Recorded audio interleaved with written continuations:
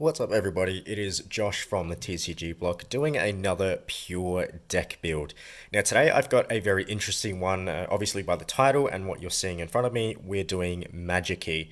It's an archetype which I've been super hyped for since it was announced in the OCG, and I built it as soon as I could, and it's rough, admittedly. The archetype has a lot of potential if you're building it out of archetype. There's a lot of synergy it can potentially have. Right now, it's very rough. It needs more support or more support in terms of maybe pulling from different outer archetype cards.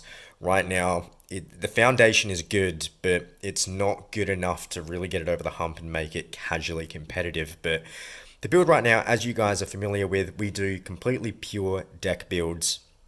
So no crazy playsets of hand traps, no Appaloosa, no Boral Sword, none of the crazy shenanigans in the extra deck. This is going to be Magikey, in my opinion, in a build that works as good as it can get and plays to its strengths. So I guess without rambling further, let's go into the extra deck. Now, we're kind of playing playsets of everything. We are playing a playset of Magikey Beast. Magikey Beast is okay. It can be cheated out with instant fusion. It does have a decent banish effect. It does have an effect where it will recur the Magikey spell from the graveyard to hand, but overall it's not that great. What does make it super useful is the fact that it's a tuner, and that's absolutely what we need from this. We want to be able to go into our synchro, which I'll get into briefly, but level 4, it's a Magikey monster, it's an effect monster, and it's a tuner. It does come in handy in terms of just having it as material for a different card. We do run a playset of Magikey Dragon. Magikey Dragon's actually pretty good. If you can get the destruction effect to be able to draw a card, I mean, that's always a good. 2800 is pretty beefy, very easy to get out. The issue with Magikey Dragon is it needs to have the 2 different attributes to be able to get its draw effect, I believe. Yeah, so it needs to be someone with 2 different attributes to be able to get its draw effect off. But it is very, very good. It also has the effect where you can destroy a monster your opponent controls with the same attribute as one in the graveyard. So potentially very, very powerful. The next one we run is Magikey Spirit. Spirit is...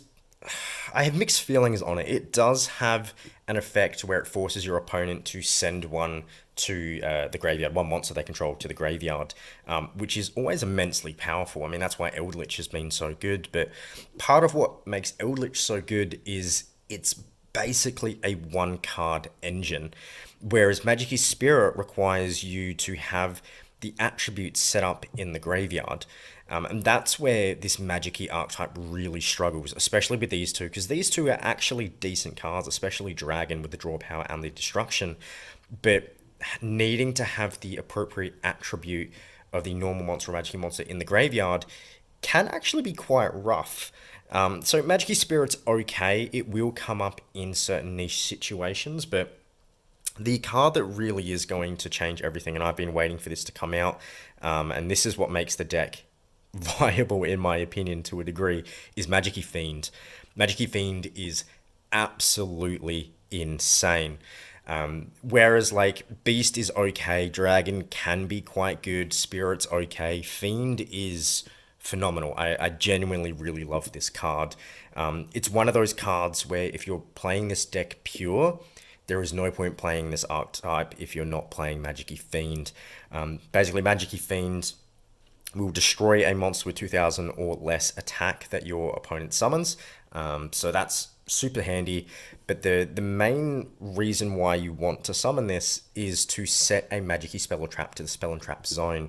Now, bear in mind, it is spell and trap zone, so you can't actually set the field spell, which is actually quite disappointing. It feels like a bit of an oversight, because it means you can't combo into more plays with another search and then being able to special summon depending on what you've searched.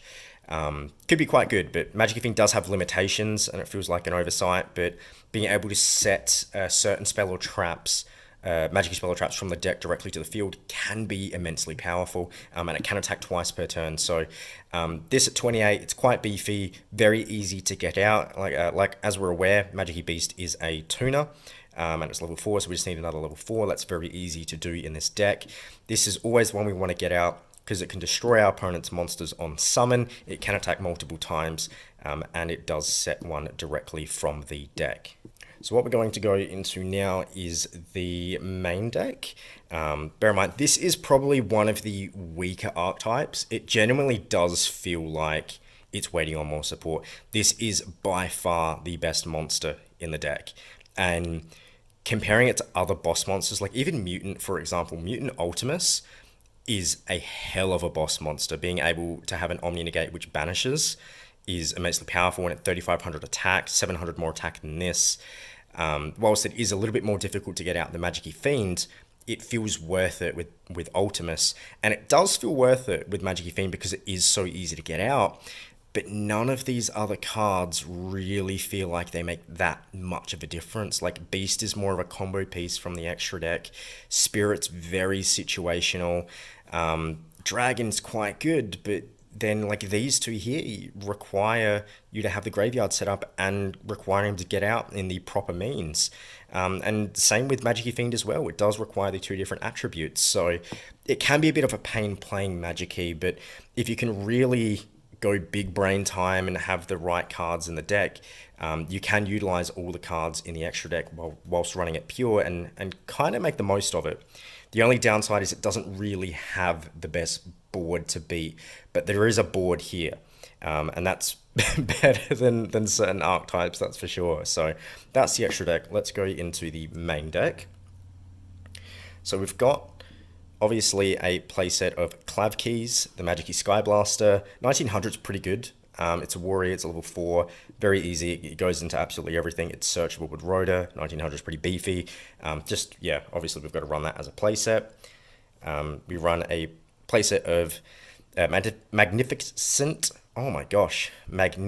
Magikey Maftil. That was really difficult for me to say for some reason. This is good because it basically is an additional normal summon. It can summon itself, and then when it's summoned, it can special summon a normal monster from the graveyard, which can just be this as well.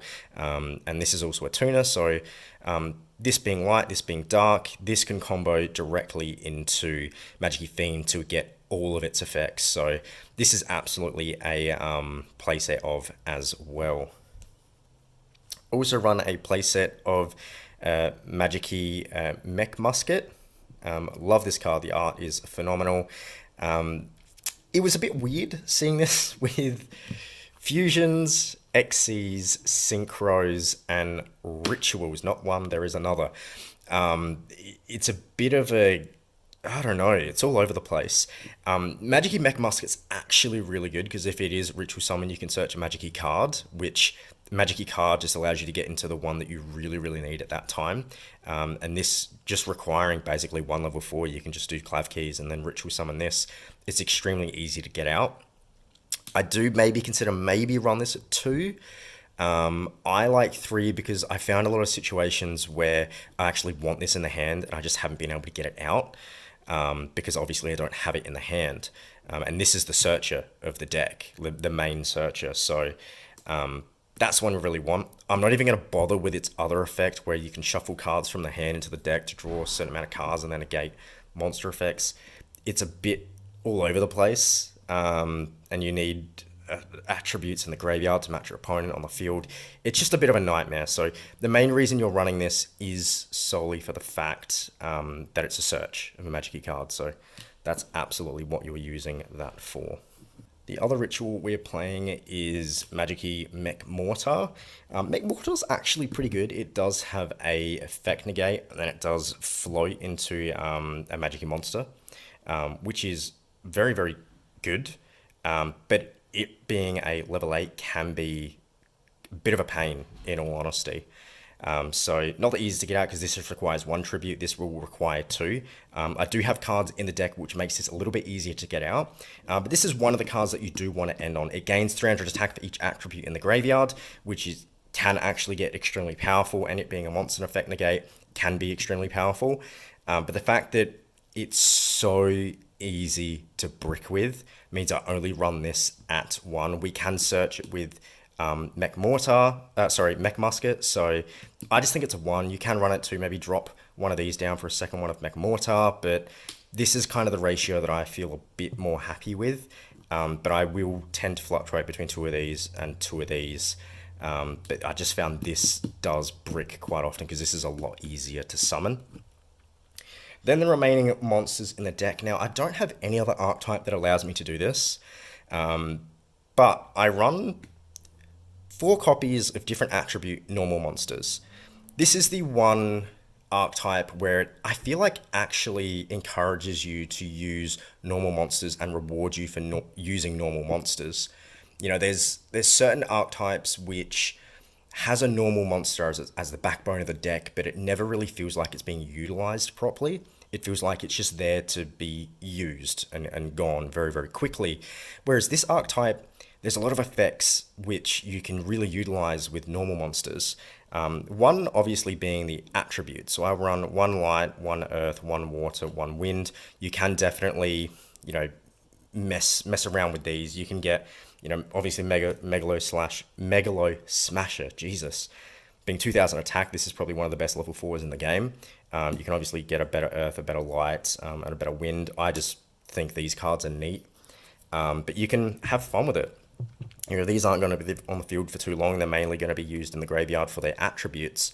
You know, if you're going up against a light heavy deck, maybe you want to load up onto more light attributes. Or if you're going up against a win like Lyrilisk, for example, maybe you want to load up on some wind to make sure that they're going to be, you know, in the graveyard when you need them. So this is the really unique thing when it comes to Magikey, is you can really have a little bit of fun with it.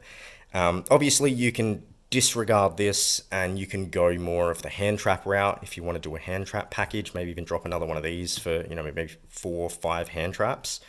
But the issue where if you're not caring about the attributes is all of these, they care about the attributes in the graveyard. You have to have the right attributes in the graveyard to match your opponent's monsters face up on the field. So that is why I run different ones of these. This is just a blanket. You know, this will get through almost all of them. Clavikeys is a dark, so he covers the dark. You know, I don't have a fire, but you can always put one in if needed. So this is really where I'm not telling you you have to run this, this, and this, and this. You can really just have fun with these. So that is why I run them, though, purely for attributes. They're all level 4 as well. That's the only other thing to be mindful of, because then it allows us to go into our XCs, allows us to go into our synchros. So very, very important with that one. But that is the monsters. There's not a lot of Magikey monsters. I didn't want to load up on too much, which isn't going to be extremely helpful. You can run one of the rescue monsters. What was it? I can't remember. It's not Rescue Cats, the other one. Rescue Rabbit, which will just banish itself, and you can do 2 normal monsters from the deck. So you can absolutely do like 2 Clavikeys from the deck and instantly allow you to go into like an XCs or just materials on the field. But I felt, I don't know, there's something about having that in the deck and only getting 2 of the same out wasn't the best when all of this required 2 different attributes, and now we've used our normal summons. So you can definitely drop some of these for a Rescue Rabbit. I've just found that I don't really need it in this build, in all honesty. So like I said, it's not a perfect build. This is the one build where I feel like it's a load of fun. It really, really is, but it has a lot of flaws. But I feel like I'm trying to bring out the best of it as much as I can.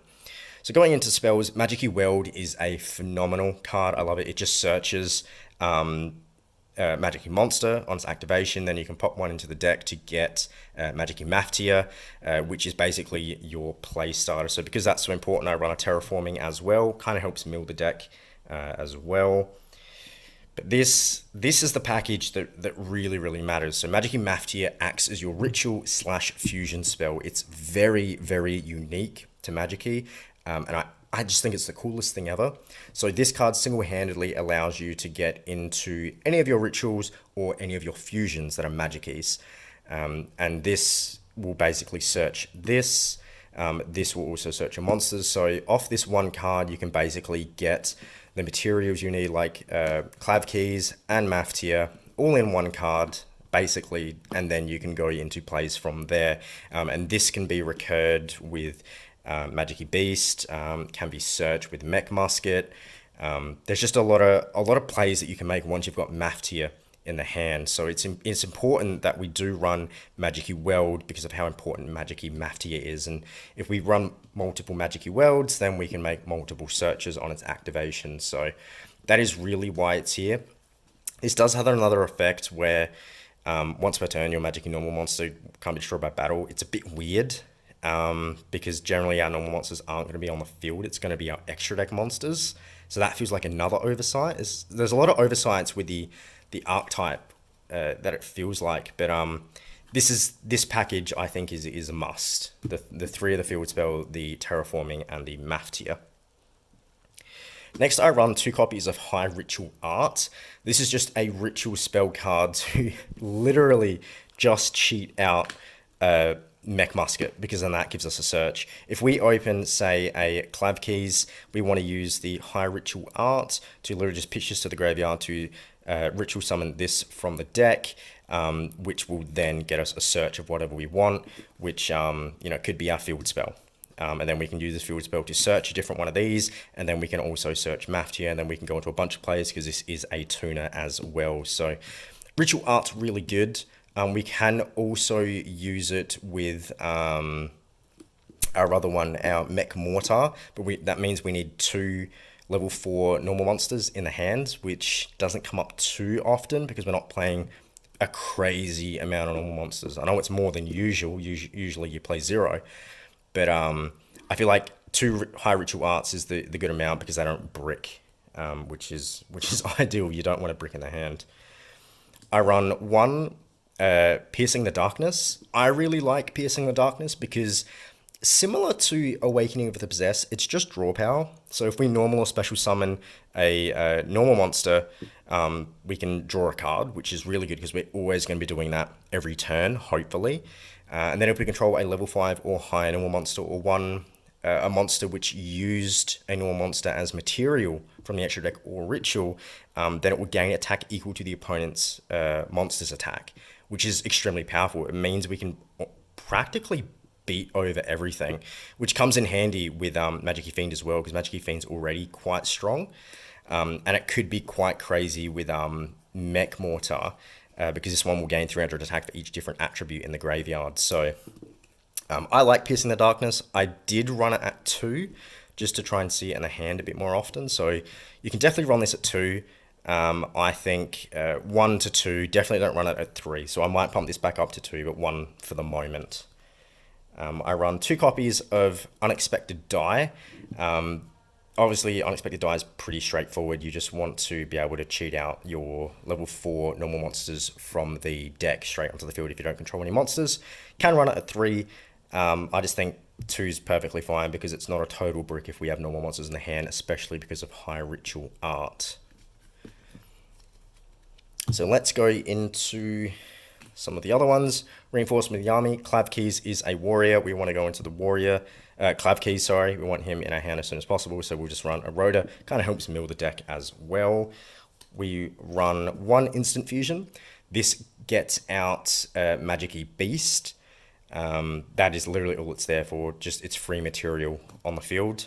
We run 2 copies of Magikey Battle. Magikey Battle is interesting. It allows us to shuffle in a Magikey card from our graveyard into the deck, and then if we activate it in response to an opponent's activation, our Magikey monsters are unaffected by that card. So potentially it could be, if they activate Magikey, we can activate this in response to it, and then our Magikey monsters are saved from Magikey, for example. So it's okay. You can definitely drop this. It's just I'm trying to give Fiend some targets, some variation. So you can definitely drop these, if you want to run Ash Blossom, you can definitely drop these for Ash Blossom.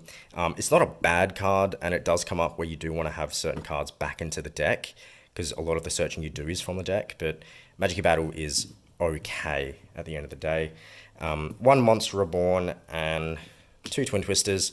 Pretty much all deck builds I do have a couple Twin Twisters just to get rid of pesky back row in the format that Tyler and I play. A lot of the decks, a Solemn Strike, a Solemn Warning is so, so deadly, so we want to get rid of that. If we work towards Fiend, we want to make sure it's not going to get Solemn, so I like the Twin Twisters.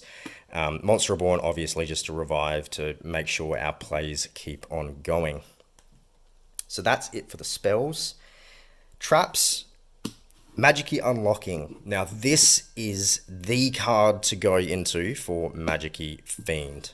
Magikey Unlocking being a counter trap that allows us to negate the spell or trap that opponent activates is extremely powerful. Knowing when to time it and it being a counter trap is so, so good. So that is the card to search with Magikey Fiend, giving us a spell or trap negate free, because this doesn't require you to give up anything. As long as you can get this out with the right attributes, you can set this every single turn. So that's extremely powerful. It does also allow you to change the attributes of all face-up monsters your opponent controls. So if you don't have the correct ones in the graveyard, you can absolutely just change it to what you need it to change to. So Magikey Unlocking is a playset because we can set it with Magikey Fiend. We don't actually have to draw into it. Right, one copy of there can be only one. All of these are different. Obviously, you've got Beast, you've got Dragon, you've got Sea Serpent, which is quite odd, and you've got Thunder, which is also quite odd. You've got Warrior, you've got Machines. The other normal monsters are all different. They're all different just for the sake of having them different. So there can be only one is quite good. You can up it to 2. You can choose not to run it at all, but I think if you can run there can be only one, you should always run there can be only one, because it's one of the most powerful floodgates in the game. So I definitely advise running it.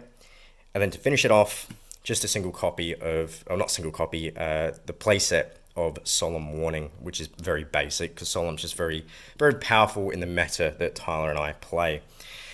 So overall, the deck does have some shortcomings.